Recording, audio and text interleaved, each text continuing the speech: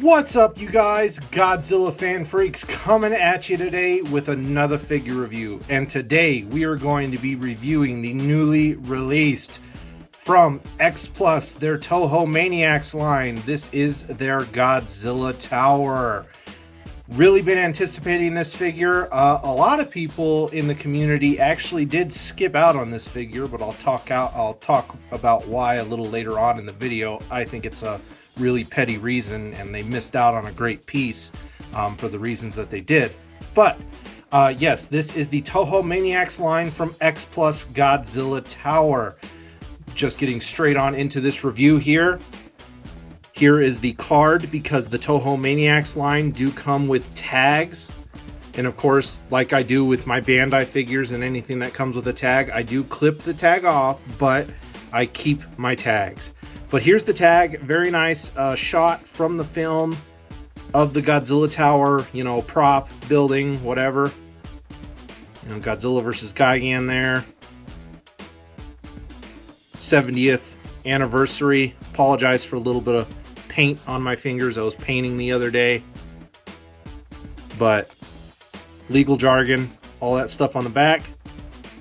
And that's about it for the tag. And the tag does come with like its own little bag slip sleeve thing, so I've just been keeping mine right on in there if it wants to cooperate. There we go.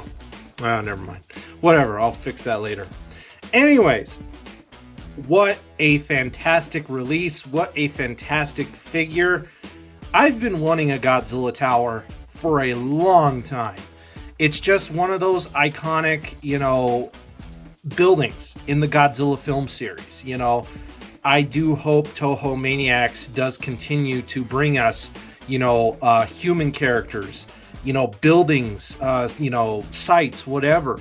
That stuff is really cool outside of, you know, all the Godzilla and Kaiju that we love and figures that we get from them.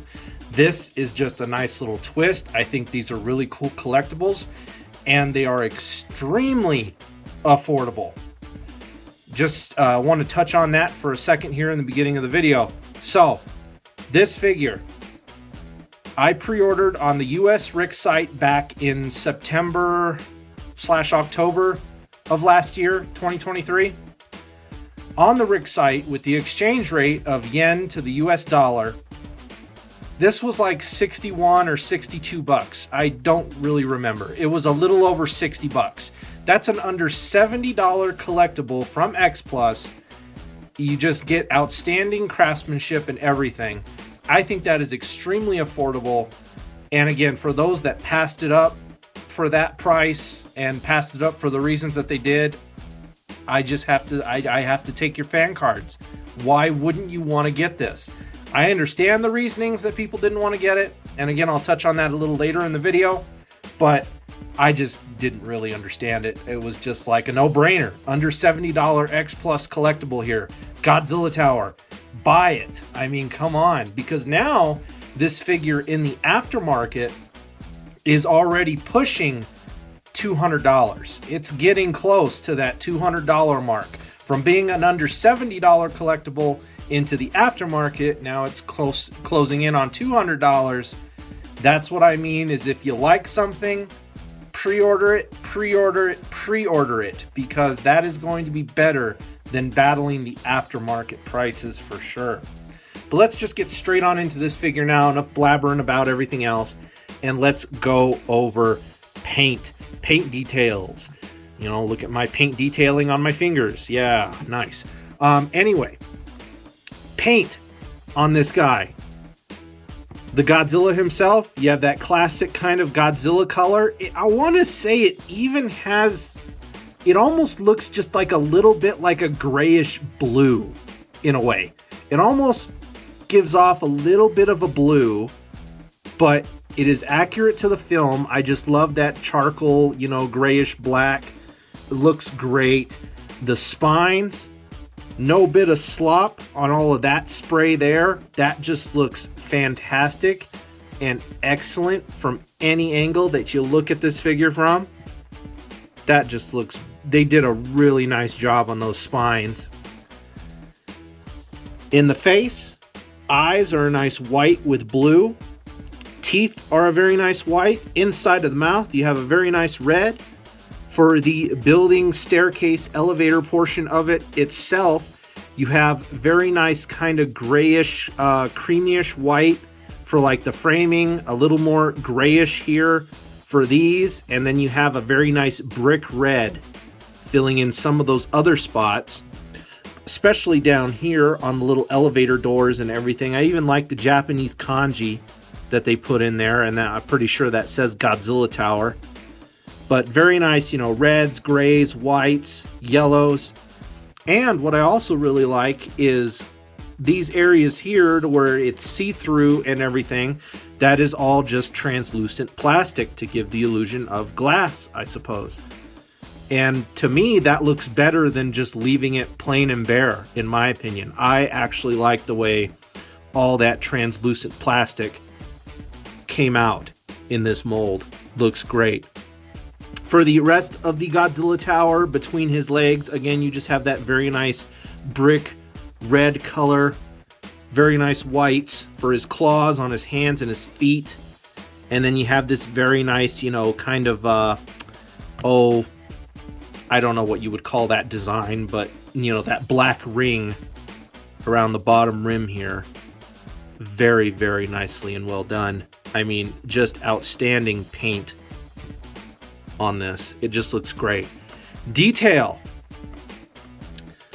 One thing I want to get out of the way first, detail. My only nitpick with this figure, my only gripe, and it's not even that big of a deal. The eyes. I really wish the eyes were also done out of like a translucent white and blue. You know, I don't know how, that probably would have been really hard to do considering the size of the figure, but I mean, somehow to like give that more of like a glass look and feel. I think it would have been really cool if they somehow worked in a translucent mold to the eyes to give it more of a glass touch. But regardless, other than that, I mean, guys, you've been looking at the detail this whole time. Look at all that scale detail, especially when you want to compare it to the actual image from the film. I mean, that just looks fantastic. I mean, the way that all the scales and everything are done, just a very nice, very, very nice. I wish that, you know, Japan did something like this. We got the Godzilla head on top of the Godzilla Hotel in Shinjuku, but man, how come nobody's actually opted to recreate this in real life? That would be fantastic in my opinion. And it's like, if you guys can do a Godzilla head on top of the hotel in Shinjuku, what's stopping from doing a whole thing?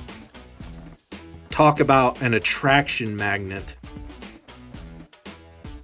But detail with the scales, everything really nice. Detailing in the face, the nose, the way the teeth are sculpted. All the detailing here in the building and whatnot just looks fantastic. I really like the detailing down here at the base too. I really love the elevator doors. Again, the Japanese kanji there. Just all of it's great. The feet.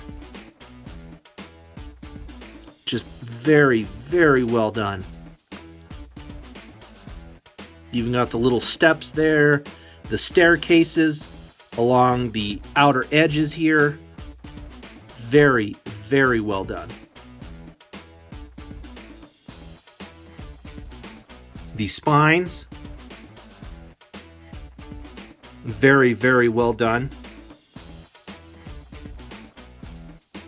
You even have the little balloon here for when they rescue everybody inside who's captured. Very, very nicely well done. Just the arms, the way everything's sculpted. Oh, it's just perfect. It's just perfect.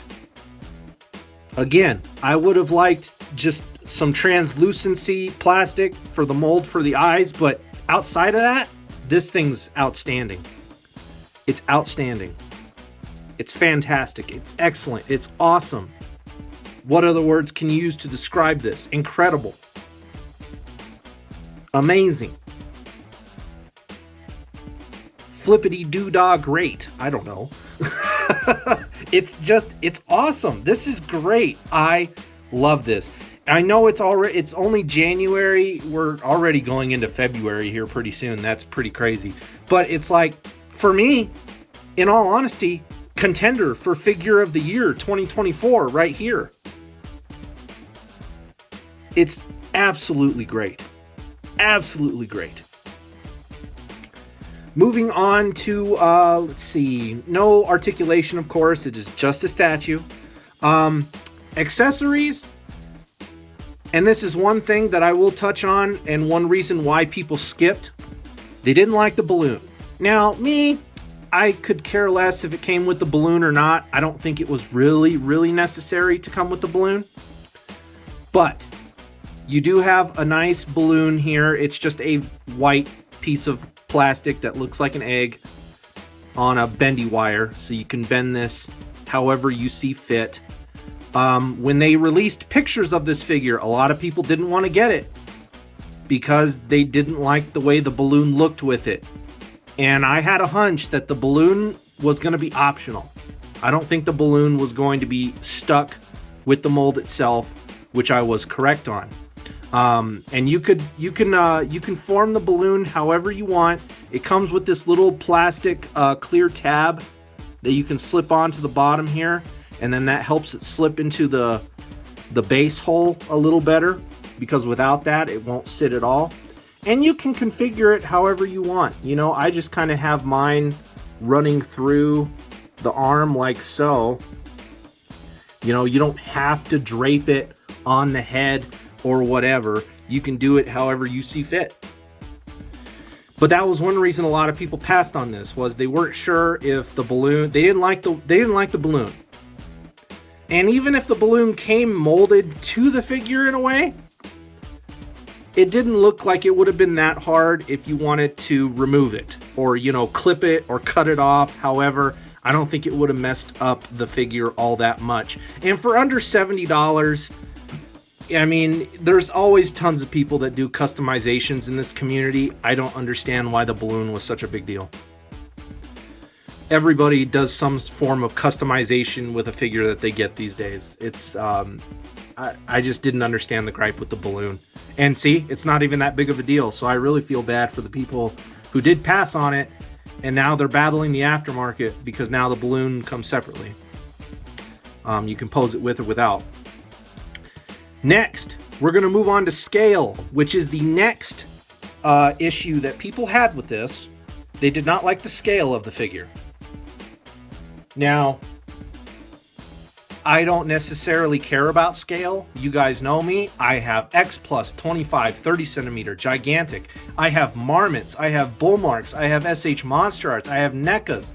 I have Playmates figures. I have Bandai figures. You know, the list goes on. I don't really care about scale all that much. It is not a big deal for me. It is not a make or break decision on a figure. Apparently in this community that was. And I just keep seeing people comment on posts of people enjoying this and this, and they're like, it's too small. I wish it was bigger. This, that, like, okay. You know, like, I didn't realize that this community was such completists when it comes to scale. I didn't realize that was such a huge factor, but in reality, let me widen out the camera shot here. Yeah, it's out of scale. You know, here's a 25 centimeter X-Plus next to it. Here's a true 30 centimeter X-Plus next to it. Yeah, it's out of scale, but this is the Toho Maniacs line.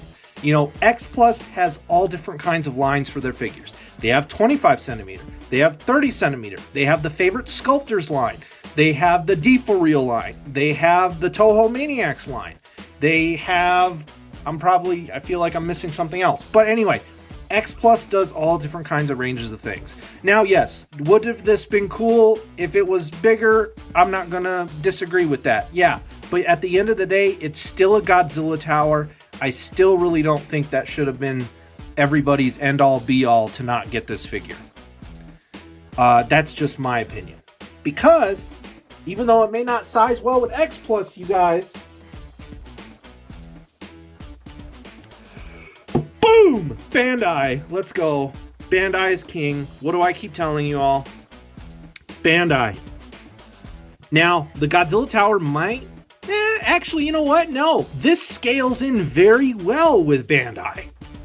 Talk about wow. And then, if you wanted to, throw in a Gigan. Boom, there you go. Godzilla versus Gigan. Godzilla Tower. If you don't like the Bandai Creations Gigan, I got you covered. Bam, there's Bandai Gigan. I mean, guys, wow. You know, just wow. This is just... I love this right here. I love it. This is fantastic.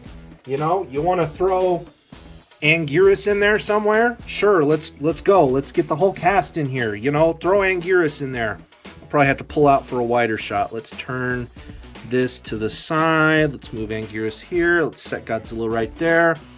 Put Gigan right here. And then I don't really have a Bandai Ghidorah that would scale in well. But for a Showa Ghidorah, here is... How do I want to do this? Let's put Ghidorah Bullmark, my vintage 70s Bullmark Ghidorah, back in here. And then let's widen that camera angle again. I mean, guys, granted, Godzilla vs. Gigan had its issues with scale within the movie itself. I think people also forget that, because when Gigan and Ghidorah are like flying around the tower, they are not this big. They are like this size. So, scale all you want, but they didn't care about it in the Godzilla movies, I'm just telling you. But again, I do not think that that should have been a make or break situation for people. This is still a great figure. I really feel bad for those that passed on it, because get scale out of your head, guys. Just collect. Just have fun. If you're really that niche about scale, are you really having fun? Does it really, if things really bother you at the end of the day? I mean, that's just me. I enjoy everything. So, anyways, so yeah, there's your scale, you guys. Definitely scales in great with Bandai figures. Even the Bullmark Ghidorah here looks fantastic. So, we'll get these guys all out of the way. And let's wrap up this review. So, like I said, you guys, this, again, definitely contender for Figure of the Year already, in my opinion. This is just a fantastic piece. It's great. Again, if you still think it's too small, at the end of the day, people like what they like, and that's okay. Me, I don't really see the biggest deal. There are only, when I did my box day for this guy too, I was corrected by my buddy Greg Cordero. There's actually now 3 Godzilla Tower figures in existence. There's the Marmot one, which if it pops up for sale ever, very expensive. I mean, you're talking anywhere in the range to $500 to $800 probably for the Marmot. And then you have, I've seen them before, but Greg reminded me of it, Cast. I'm not really sure the name of the company. All I know is Cast. They make like little resin figures, I think. They also did a Godzilla Tower, but Cast, you can only get, I think, directly from the Cast company in Japan. I'm not really sure how to get those. I see them pop up in the Godzilla groups and everything on Facebook when they're coming out, but I don't really ever know where to order the Cast figures or anything. And I've actually heard Cast is actually a little pricey. But again, I don't know much about Cast, so don't take my word on any of that. And then you have this figure from X-Plus, their Toho Maniacs line. And in my opinion, probably the best representation you are going to get versus the Cast and the Marmot.